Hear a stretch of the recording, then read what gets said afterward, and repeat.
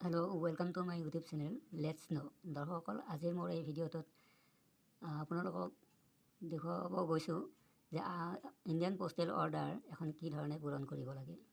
দৰ্শকসকল, মোৰ সন্মুখত আছে এখন 10 টকীয়া ইণ্ডিয়ান পোষ্টেল অৰ্ডাৰ, যাক IPO বুলি আমি চমুকৈ কওঁ।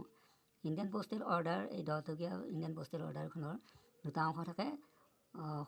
বাওঁফালৰ এই অংশটো ডটেড লাইন আৰু বাওঁফালৰ অংশটো ক'ব আপোনাৰ কাউণ্টাৰ ফাইল বুলি, আৰু বাওঁফালৰ পৰা যিটো সোঁফালে এই মানে দীঘলীয়া খণ্ডটো আছে সেইটো ক'ব আপোনাৰ মেইন লিফ। এই IPOখন ভাৰতীয় ডাকঘৰৰ মেইন কাৰ্যালয়ৰ পৰা, প্ৰধান কাৰ্যালয়ৰ পৰা এইখন কিনি অনা হৈছে গুৱাহাটীৰ।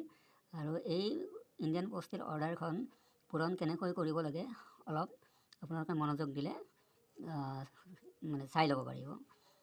প্ৰথমতে ইয়াতে দৰ্শকসকল ওপৰতে আছে কি যে পে' টু, আমি ইয়াতে কেনেকৈ পূৰণ কৰিম, পে' টু কালৈকে দিব লাগে। সচৰাচৰ 10 টকীয়া ইণ্ডিয়ান পোষ্টেল অৰ্ডাৰ বা IPO তথ্য জনাৰ অধিকাৰ আইনৰ অধীনত যেতিয়া তথ্য বিচৰা হয় কোনো পাব্লিক অথৰিটিৰ পৰা, তেতিয়া এই RTI আইনৰ অধীনত এইটো নিৰ্ধাৰিত 10 টকাৰ মাচুল হিচাপে এইখন সংলগ্ন কৰি দিব লাগে RTI পিটিশ্যনৰ লগত। গতিকে ইয়াতে তেতিয়া লিখা হয় যে টু দ্য SPIO বা state public information officer, office of the, ইয়াত তলত লিখিম যে অফিচ অফ দ্য, তো যি হয় যে আপুনি যদি ডিষ্ট্ৰিক্ট ট্ৰান্সপৰ্ট অফিচৰ পৰা কিবা তথ্য বিচাৰিছে তেতিয়া আপুনি ডিষ্ট্ৰিক্ট ট্ৰান্সপৰ্ট অফিচ আৰু তাৰ লিখিব।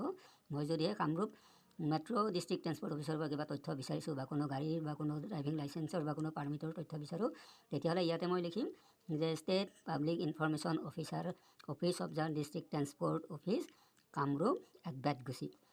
তাৰ তলতে আছে যে at the post office at, আমি ইয়াতে লিখিব লাগিব যে এট দ্য অফিচ, তাৰ নিয়াৰেষ্ট যিটো পোষ্ট অফিচত তেওঁলোকৰ এই লেনদেনবিলাক সঘনে মানে হয়, সেইটো পোষ্ট অফিচত সেইটো মানে পোৱা ধৰণে হ'ব লাগে। গতিকে আমি তেতিয়া ইয়াত লিখিম যে at the post office at Guwahati বা এট দ্য পোষ্ট অফিচ বা at the post office at Mangaldoi বা এনেকৈ যি ধৰণৰ হয়, য'ত হয় তাৰ নিয়াৰেষ্ট পোষ্ট ডাকঘৰৰ ঠিকনাটো লিখিব লাগিব।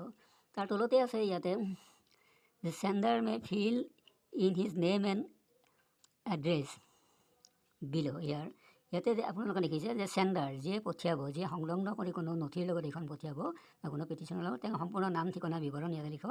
নাম লিখিব, চন অফ বা ৱাইফ অফ যি হয় এইটো লিখিব। তাৰপিছতে গাঁও, ভিলেজ, পোষ্ট অফিচ আৰু ডিষ্ট্ৰিক্ট আছাম এইখিনি লিখিব, বা যি ষ্টেট হয় আছাম হ'লে আছাম লিখিব। এই ধৰণে পূৰণ কৰিব। তাৰ দেখিব এতিয়া কাউণ্টাৰ ফাইলটোৰ অংশলৈকে আমি আহোঁ। কাউণ্টাৰ ফাইলটোৰ এই অংশটোত প্ৰথমতে আছে আপোনাৰ to whom payable.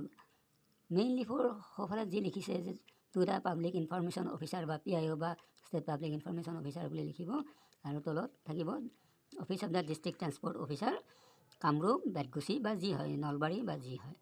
At what post office, তেওঁলোকৰ যিটো নিয়াৰেষ্ট পোষ্ট অফিচ তাৰ ঠিকনাই দিব।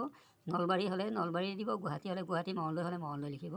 তাৰপিছত হুৱেদাৰ ক্ৰছ, এতিয়া ক্ৰছ ইণ্ডিয়ান পোষ্টেল অৰ্ডাৰ আপোনাক বিচৰা হৈছে, আপোনাৰ পৰা বিচৰা হৈছে নে ক্ৰছ নকৰা। যদি ক্ৰছ কৰা হয় তেতিয়া আপুনি দুডাল এনেকৈ দিলে ক্ৰছ কৰা বুজাব। ইয়াতে দুটা মেইন লিফ আৰু কাউণ্টাৰ ফাইলৰ সংলগ্ন স্থলত যিটো ডটেড লাইন থাকিব তাতে এনেকৈ ক্ৰছ কৰি দিলে ক্ৰছ বুলি বুজাব।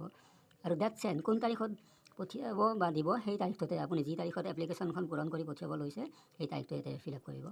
দৰ্শকসকল, এই ধৰণে IPO পূৰণ কৰা হয়, আৰু আশা কৰোঁ আপোনালোকে এই ভিডিঅ'টো চাই নিশ্চয় উপকৃত হ'ব। আৰু যদি মোৰ ভিডিঅ'টো চাই ভাল লাগিছে তেতিয়াহ'লে লাইক, শ্বেয়াৰ, কমেণ্ট আৰু ছাবস্ক্ৰাইব কৰিবলৈ নাপাহৰিব। ধন্যবাদ।